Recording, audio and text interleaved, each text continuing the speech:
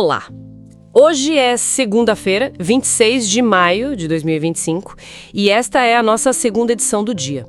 Vamos nos aprofundar hoje nos materiais sobre a ressignificação histórica do Laos. O foco aqui vai ser nos impactos, né? Os impactos duradouros da chamada Guerra Secreta dos Estados Unidos lá no Laos. É um capítulo que, muitas vezes fica meio esquecido na história, mas as consequências são sentidas, dolorosamente até hoje. Ok, vamos olhar isso mais de perto. Os documentos logo de cara destacam um fato, assim, impressionante. O Laos é o país mais bombardeado per capita da história. Exatamente. É um dado chocante. Entre 1964 e 1973, a gente está falando de mais de 2 milhões de toneladas de bombas despejadas sobre o território. 2 milhões de toneladas? Sim. Para ter uma ideia, isso é mais do que toda a Europa recebeu de bombas durante a Segunda Guerra Mundial inteira. A escala é desproporcional. E é fundamental para entender o problema hoje. E o legado mais, trágico disso são as munições que não explodiram, as UXOs, né? As fontes falam que umas 30% delas falharam no impacto. É isso. Correto, é isso mesmo. E essas UXOs, elas continuam lá, contaminando áreas enormes do país décadas depois do fim do conflito. São verdadeiras armadilhas silenciosas esperando no solo. Nossa! E os números mais recentes, agora de 2024, mostram que o perigo é constante, viu? Foram 25 acidentes registrados só no ano passado. 25? E esses acidentes causaram 9 mortes e deixaram 39 pessoas feridas. E tem um detalhe nesses dados que é particularmente, chocante. Mais de 60% das vítimas, para ser exata, 62,5%, eram crianças. Exato. Isso é terrível. E acontece muito porque vários desses artefatos, especialmente as submunições das bombas de fragmentação, as tais cluster munitions, elas são pequenas, metálicas, às vezes coloridas, e acabam atraindo a curiosidade das crianças, que podem confundir com brinquedos, né? Que horror! E essas estatísticas, claro, representam tragédias humanas imensas. Um dos artigos que a gente recebeu traz a história do Yong Kam. É muito forte. Conta pra gente. Ele mesmo foi ferido por uma UXO quando era criança. E aí, anos mais tarde, em 2003, ele passou pelo horror de perder o próprio filho do mesmo jeito. Meu Deus! E ele teve que carregar o corpo do menino por 18 quilômetros. O apelo dele, que está no texto, pedindo para que nenhum outro povo sofra o mesmo. Nossa, é um testemunho muito poderoso da urgência disso tudo. Histórias como essa do Yong Kam mostram demais como o passado continua, terrivelmente presente, né? E isso leva a gente para a questão da memória, do trauma que passa de geração para geração. Tem aquela frase do escritor Viet Thanh Nguyen, como é mesmo? Ah, sim. Todas as guerras são travadas 2 vezes. A primeira, no campo de batalha, e a segunda na memória. É exatamente isso. Perfeito. E é crucial que essa segunda batalha, a da memória, seja travada para promover a cura, né? E aí entram organizações como a Legacies of War. Certo. Ela é dirigida pela Sarah Kolabidara. A própria família dela foi diretamente afetada pela guerra e eles trabalham muito nesse sentido, para garantir que a história não seja esquecida e para criar espaços de cura. Como aquela plataforma que mencionaram? Isso, a História, Cura e Esperança. É um espaço online onde sobreviventes compartilham suas experiências. É um trabalho fundamental para essa cura coletiva. E ao mesmo tempo que tem esse trabalho da memória, tem o esforço concreto no terreno, né? A desminagem. Organizações como o MAG, o Mines Advisory Group, são vitais nisso. Sim, o MAG e outras organizações faziam um trabalho essencial, sem dúvida. Só em 2024, para ter uma ideia, o MAG localizou e destruiu mais de 15 mil dispositivos explosivos. 15 mil? Isso liberou terras e beneficiou dezenas de milhares de pessoas. Mas a dimensão do desafio ainda é colossal. Imagino. Menos de 10% do território que a gente sabe que está contaminado foi efetivamente limpo até hoje. Ainda tem uns 8.470 quilômetros quadrados classificados como área de risco confirmado. O ritmo é constante, mas é lento perto do tamanho do problema. E isso nos leva direto para a questão do financiamento, né? Que parece ser um ponto super crítico e às vezes instável. Ah, sem dúvida. O financiamento internacional é absolutamente crucial. Os Estados Unidos, por exemplo, tem sido um doador importante desde 95. Investiram centenas de milhões de dólares em programas de remoção e assistência. Mas teve aquela questão recente, né? Exato. Teve uma suspensão recente de fundos da USAID, a Agência Americana para Desenvolvimento Internacional, que foi anunciada agora no início de 2025. Isso gerou muita preocupação e, claro, impactou o planejamento de algumas operações no terreno. Isso cria uma baita incerteza. Mas tem outros países ajudando também, certo? Sim, felizmente.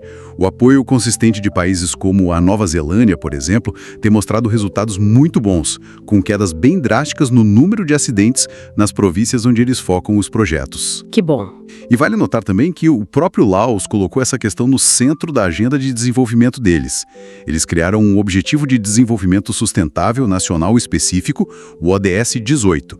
Viver com segurança frente aos UCHs. ODS 18. Interessante. Isso mostra o reconhecimento interno da importância desse desafio para o futuro do país, né? Então, juntando tudo isso, fica muito claro que, para o Laos, a guerra que começou lá nos anos 60, ela nunca acabou de verdade.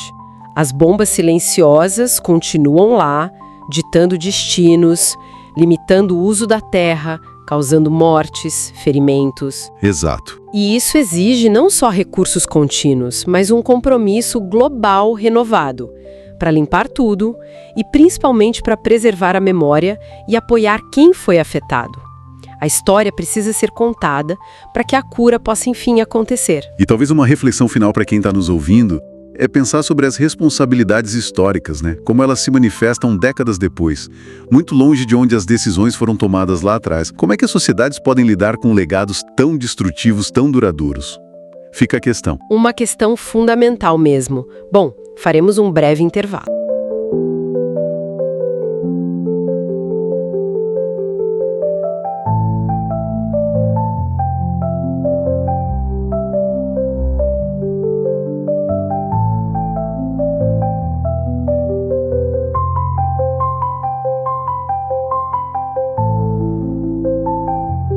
Estamos de volta, gente! E agora, para nossa última parte aqui da conversa, preparamos uma história, olha, muito especial. Vamos mergulhar numa iniciativa lá do Laos, o projeto Article 22. Pensem comigo, pegar metal de bomba, sabe, restos de uma guerra terrível, e transformar isso em joias. Joias cheias de significado, feitas por artesãos de lá. É quase uma alquimia, né? Ressignificar o trauma pela arte, pela memória e pela economia solidária também. Exato. E é fundamental entender de onde isso vem, né? O contexto. O Laos, foi o país mais bombardeado per capita na história. Isso durante o que eles chamam lá de Guerra Americana, ali entre 64 e 73. O resultado disso ainda hoje são uns 80 milhões de bombas não detonadas, espalhados por lá. 80 milhões! Nossa, é um número que a gente nem consegue processar direito. É assustador. E elas continuam ameaçando vidas, o desenvolvimento, tudo. E aí, nesse cenário, que entra o Article 22.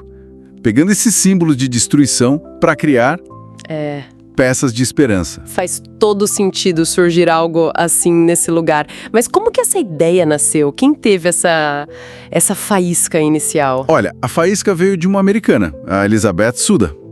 Ela tinha um pé na indústria da moda, mas começou a se questionar muito sobre os impactos, sabe? Aí, em 2009, ela foi para o Laos. Estava pesquisando técnicas têxteis, coisas ancestrais. E lá, perto da planície dos Jarros, que é patrimônio da Unesco, um lugar incrível, uma tecelã mostrou para ela uns pedaços de metal. Coisas que eles achavam nos campos e usavam no dia a dia. Metal comum, ela achou? No começo, sim. Mas aí ela viu uma inscrição num deles. Rocket Mortar. Morteiro de foguete. Que coisa! Imagino o choque. Perceber que era parte de uma bomba de verdade ali, misturado com a vida, com a terra. Exato. Contaminando os campos de arroz, tudo. Foi um momento de virada para ela. E o nome Article 22 tem a ver com isso. Totalmente. É uma referência direta ao artigo 22 da Declaração Universal dos Direitos Humanos. Aquele que fala do direito à segurança social, econômica, cultural. Porque o projeto tem esse objetivo duplo, né? Primeiro, transformar um material bélico, limpar o terreno. E segundo, contar essa história. Uma história muitas vezes silenciada dessa guerra secreta. Tem artesãos como o Lei e o citam. Antes, eles eram agricultores, viviam com medo nas terras minadas. Hoje, eles produzem essas joias. Encontraram nisso uma nova forma de sustento, mais segura. Nossa, isso muda completamente a perspectiva de vida para eles, para as famílias. E o impacto vai além dos artesãos, né? Você falou da limpeza do terreno. Como funciona isso? Sim. É um ciclo bem interessante. Cada peça vendida ajuda a financiar diretamente o trabalho de organizações parceiras, fundamentais. Por exemplo, a Mines Advisory Group, a MAG. Eles são os especialistas em localizar e remover esses explosivos com segurança. Um trabalho minucioso, perigoso. Entendi. E também a Legacies of War, que foca mais na conscientização global, na memória, na busca por justiça reparatória por causa da guerra. Tem histórias, olha, relatos de mais de 400 bombas removidas de uma única propriedade. 400? Sim. E o dinheiro para isso veio das joias feitas naquela comunidade específica. É muito direto. O projeto já chegou em mais de 40 países com essas peças e essa história. Impressionante, 400 bombas de um lugar. Isso dá uma dimensão do problema, mas também da potência da solução que eles criaram. É bem diferente daquela filantropia mais superficial que a gente às vezes vê, né? Sem dúvida, o modelo do Article 22 desafia isso. Não é uma coisa corporativa, distante. O apoio é direto, tá tudo interligado. Os artesãos, quem compra joias, as ONGs, formam uma rede mesmo de impacto real. E mais do que uma ajuda passiva, sabe? Promove a agência dos laosianos. Eles se tornam protagonistas da própria reconstrução. Isso é fundamental. E as joias, elas viram tipo artefatos narrativos. Carregam a história, promovem consciência sobre essa guerra esquecida. É uma sustentabilidade que vai além do óbvio. Busca curar feridas sociais, culturais, uma economia mais solidária, de verdade. É uma inversão muito poderosa mesmo. O que era morte vira símbolo de vida, de cultura, de paz sendo construída ali, no dia a dia. Uma história que inspira demais. Faz a gente pensar em como a arte e até nossas escolhas de consumo podem ajudar a reescrever narrativas tão difíceis. Com certeza. Fica essa reflexão, né? Como iniciativas que conseguem juntar ética, memória e economia local de forma inteligente podem gerar transformações profundas. Conectam esse passado doloroso com a busca por um futuro mais seguro, mais digno. E mostra que o consumo pode ser, sim, um ato de participação nessa mudança. Um ato consciente. Uma mensagem potente para a gente fechar. Por hoje é tudo, pessoal. Um abraço bem carinhoso e lembrem-se, o podcast vai ao ar de segunda a sexta, às 7, meio-dia e 17 horas. E aos sábados, também ao meio-dia. Até a próxima!